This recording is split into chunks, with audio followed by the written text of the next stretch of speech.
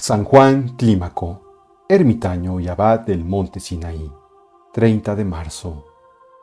San Juan, apellidado Clímaco o el Clímaco, por el título de su preciosa obra La Escala del Paraíso, en griego Eklimax tuou paradeiso, es considerado en Oriente como uno de los principales escritores ascéticos.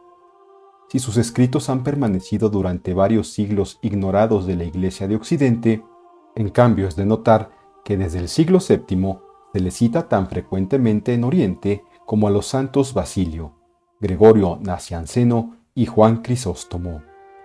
Según la liturgia griega, inspirada en los escritos antiguos, Juan debió nacer en Palestina hacia el año 550 e ingresó, al parecer, en la vida monástica a los 16 años.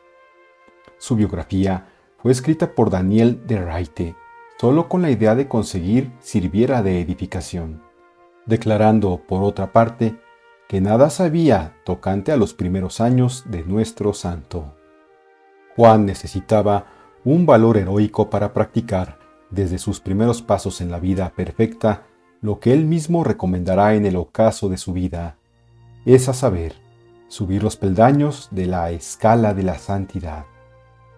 Podemos representárnoslo con su primer biógrafo internándose en una de esas tebaidas cuyos moradores vivían consagrados sin descanso a la penitencia, a la práctica de todas las virtudes, al trabajo continuo y a la meditación de las verdades eternas. Fervoroso noviciado, profesión. Dado ya de lleno a la vida de perfección, Juan determinó escoger un director que pudiese guiar sus pasos por el estrecho sendero del bien. Ninguno le pareció ni más sabio ni más prudente que el venerable Martirio, hombre entrado ya en años y de eminente perfección. Informado éste por una luz sobrenatural de la rica joya que se le confiaba, aceptó gustoso tan honorífica misión. El discípulo, digno del maestro, iba caminando a pasos agigantados por la senda de la santidad. La contemplación de la naturaleza elevaba su espíritu hacia el Creador, con quien vivía en unión continua.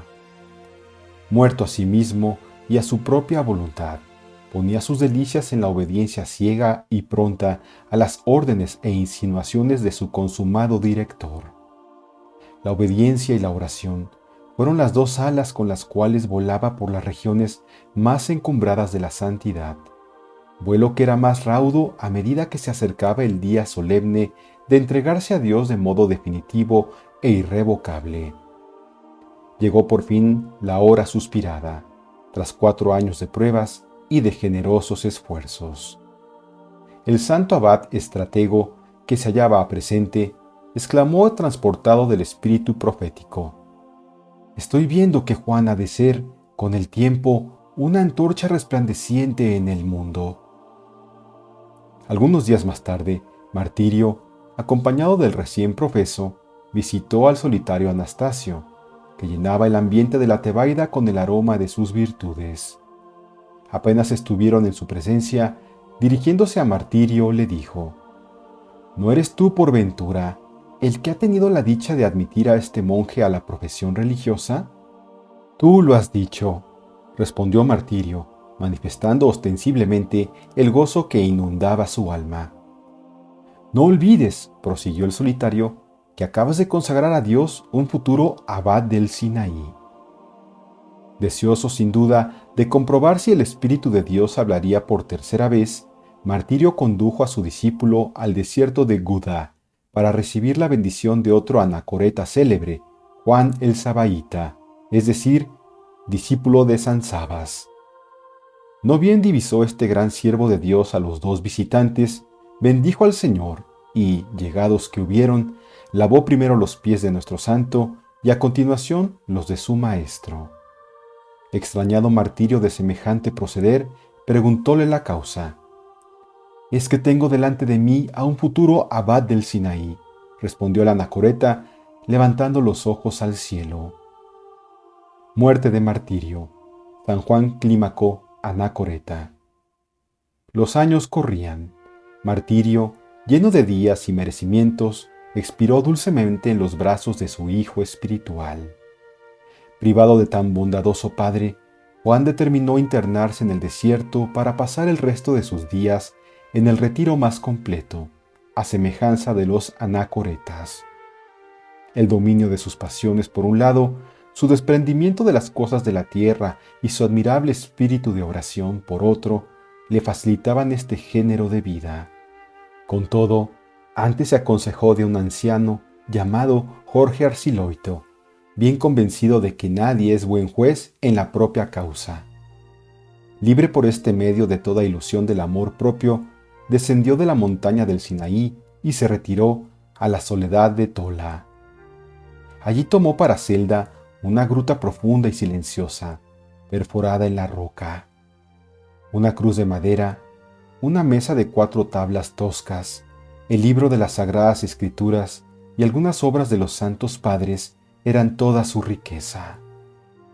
No muy distante de aquel lugar vivían diseminados entre las rocas y asperezas del Sinaí otros monjes que se reunían los sábados y domingos para rezar en común el oficio divino, en una iglesia que había hecho edificar el emperador Justiniano en honor de la Santísima Virgen. El diablo y el solitario. Envidioso de su gran santidad, el demonio, cual león rugiente, rondaba en torno de su presa para devorarla. Pero todo fue en vano, pues su inolvidable maestro desde el cielo velaba por su ovejita. Nuestro santo permanecía firme en medio de las mayores tempestades y contaba las victorias por el número de combates. Por eso pudo darnos este consejo en su célebre tratado. No temáis los ruidos vanos y fantásticos de que se sirve el demonio para asustaros, pues el verdadero amante de la penitencia no teme estos fantasmas y en manera alguna es turbado ni conmovido. Hallándome cierto día sentado en mi celda, sentí mi corazón presa de un gran desaliento, bulléndome en el magín la idea de abandonar el retiro. Mientras mi alma se hallaba agitada por esta tentación, unos desconocidos, que trabaron conversación conmigo, ensalzaron de tal modo las excelencias de la vida de silencio y soledad, que mi desaliento al punto se desvaneció, cediendo el puesto a la vanagloria. Admiré en esta ocasión cómo el demonio de la vanidad, semejante a un tridente que tiene la punta del medio más larga que las otras, hace guerra a los demás demonios. Para resistir y triunfar de las tentaciones, castigaba Juan su cuerpo con los rigores de la abstinencia. Combatía la vanagloria con el retiro y silencio continuos. Ahuyentaba al demonio de la pereza con la meditación frecuente de la muerte y, por último, se ejercitaba en el desprendimiento de los bienes terrenos mediante la práctica de la caridad que usaba con los pobres, a quienes ofrecía el fruto de su trabajo. Mostraba en todo una gran discreción y prudencia. No se privaba de ninguna clase de alimentos compatibles con su estado, pero los tomaba siempre en poca cantidad, en cuanto eran suficientes para sostener la vida corporal y sólo de la calidad que su condición le permitía aceptar. Era esto, según decía, excelente medio para combatir las rarezas y la vanagloria. Para aniquilar en su corazón el afecto a lo terrenal, se desprendía de todas las cosas, hasta de las necesarias, que ganaba con su trabajo y las daba a los pobres. Espíritu de oración, don de lágrimas. El desprendimiento perfecto del mundo material le hacía soberanamente apto para la vida interior y le permitía elevarse libremente a Dios por la oración y contemplación continuas. A veces era arrebatado en éxtasis sublimes. Entonces, el cuerpo, dócil a los impulsos de su alma, parecía exento de las leyes de la materia, como se observa con frecuencia en la vida de los santos, aún en los de nuestros días, y, elevado de la tierra, seguía al espíritu en su vuelo hacia Dios, y conversaba suavemente con los ángeles sobre los misterios de nuestra santa fe. Este espíritu de oración tan perfecto engendraba en su corazón un amor apasionado por la soledad. Las grutas más alejadas y más recónditas de la montaña tenían para él encanto indecible. Allí esquivaba todas las miradas para contemplar más atentamente la belleza increada. Allí pasaba con frecuencia horas enteras absorto en Dios, que le descubría, en íntimo coloquio, los secretos más admirables del cielo y del orden sobrenatural de la gracia. El Señor le concedió además otro favor no menos señalado, el don de lágrimas. Sus ojos se trocaban en fuentes inagotables, de donde brotaban a diario torrentes de lágrimas que purificaban más y más su alma. Derramábalas en secreto, dice su historiador, porque temía ser notado por los anacoretas, sus vecinos. Para cerrar la entrada en absoluto a la vanagloria, se apartaba y retiraba a un antro oscuro, que aún se ve al pie de la montaña, y allí se entregaba día y noche a las efusiones de su alma, como si hubiese querido ahogar en un mar de lágrimas todos los crímenes de los pecadores. Visita a los solitarios de Egipto.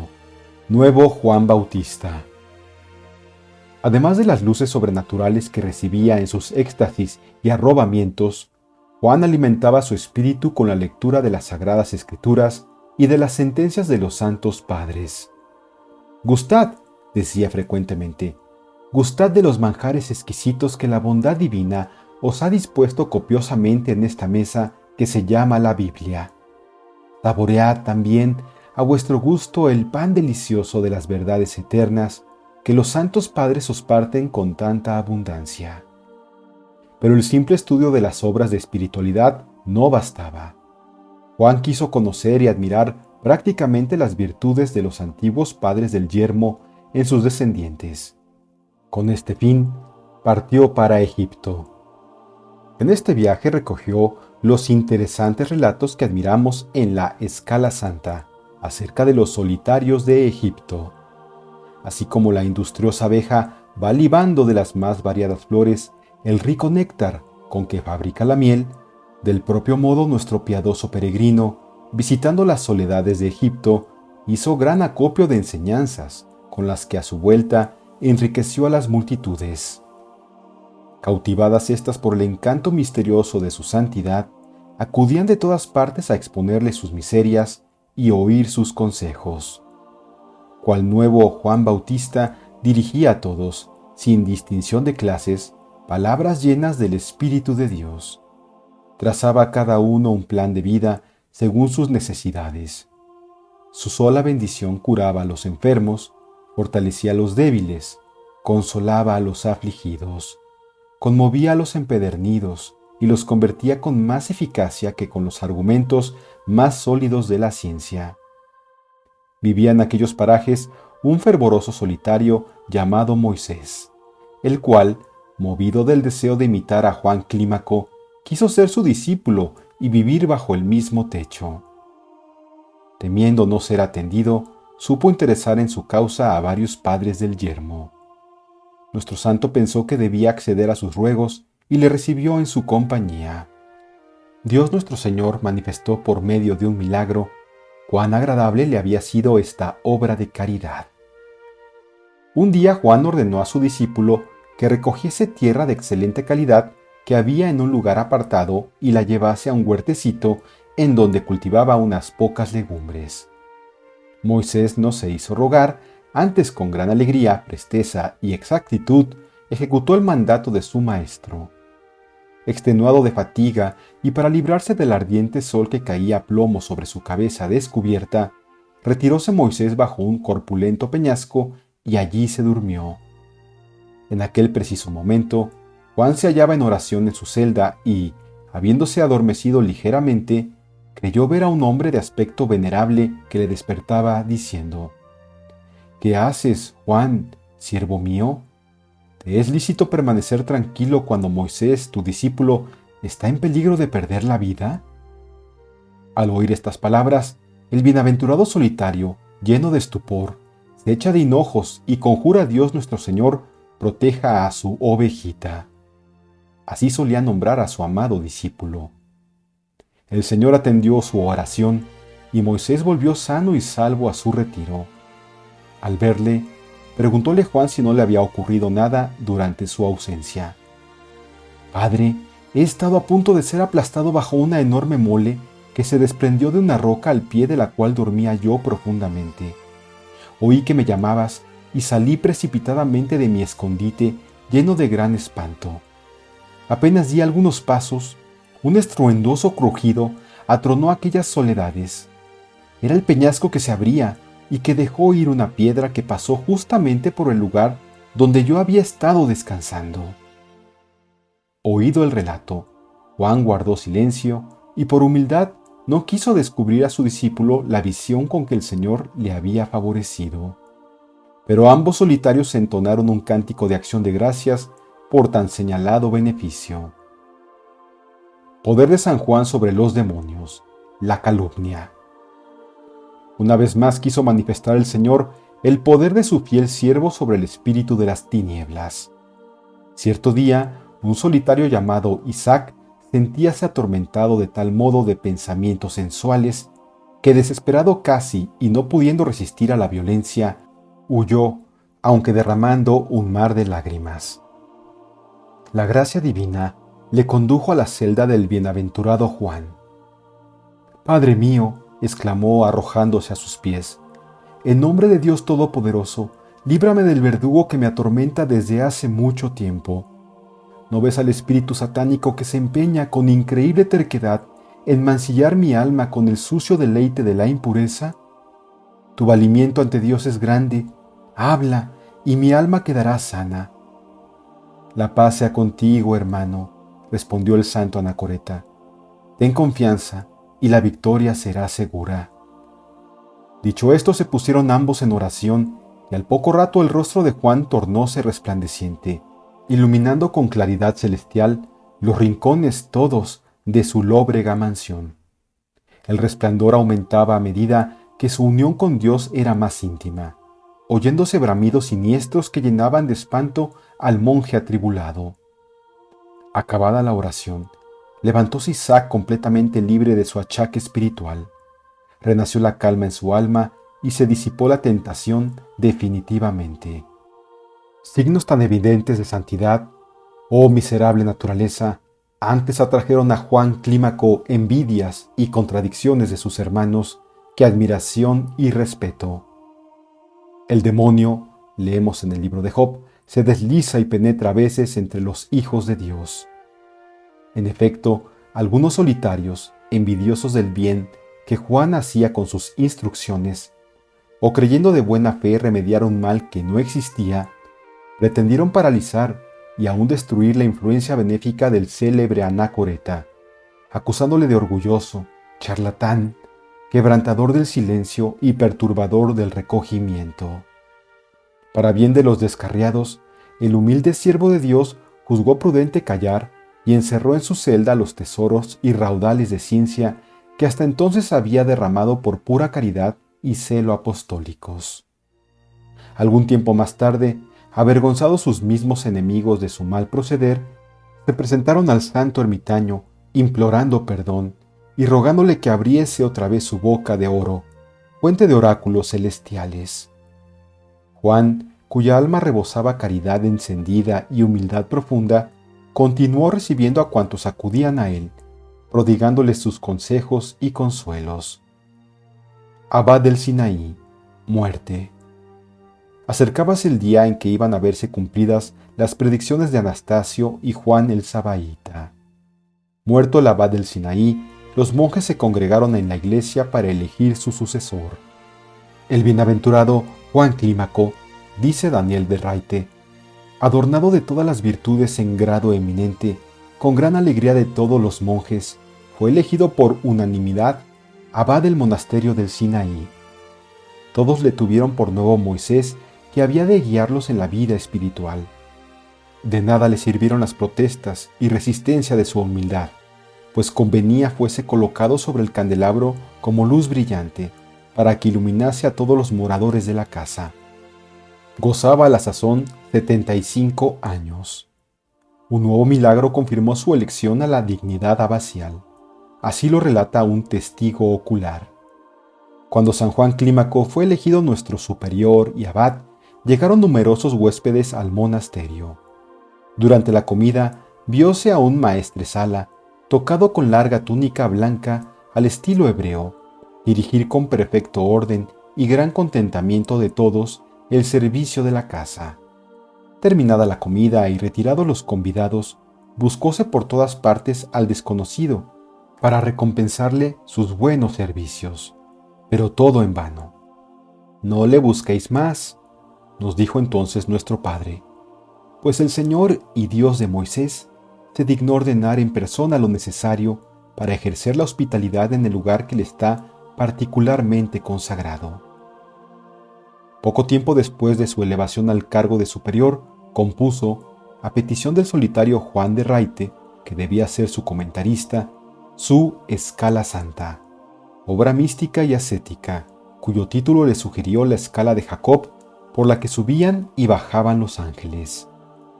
Dividida en 30 gradas o peldaños en memoria de los 30 años de la vida oculta del Salvador, toma al hombre en la grada inferior de la vida purgativa y le conduce hasta la cumbre de la vida unitiva.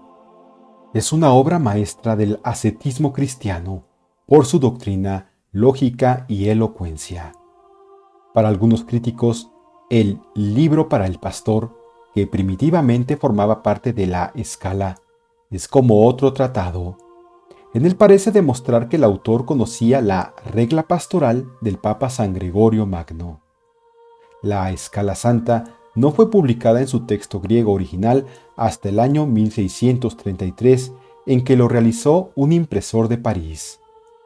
En España gozábamos ya de una magnífica traducción que del latín había hecho el maestro Fray Luis de Granada para regalo y provecho de muchos, enriquecida además con algunas declaraciones y anotaciones suyas.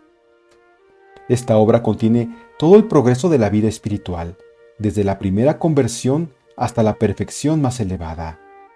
En cada uno de los 30 escalones que abarca, se recorre una virtud.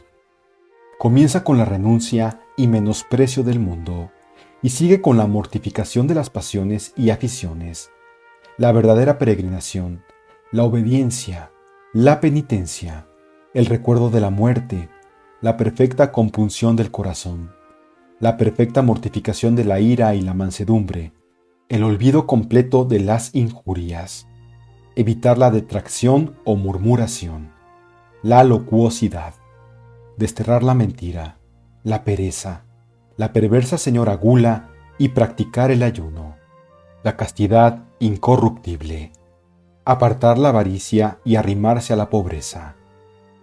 Trata después de la muerte espiritual antes de la del cuerpo, de la oración, de las vigilias, del temor servil, de la vanagloria, de la soberbia, de la blasfemia, de la humildad, vencedora de todas las pasiones, de la discreción para conocer los pensamientos, los vicios y las virtudes.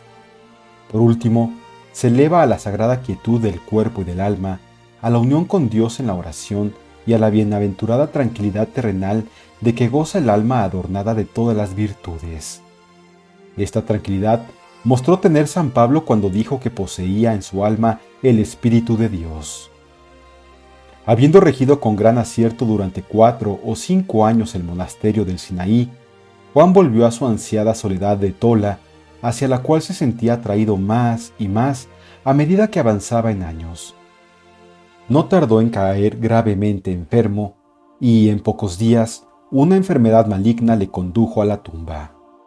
Momentos antes mandó llamar al abad Jorge, su sucesor en el gobierno del monasterio.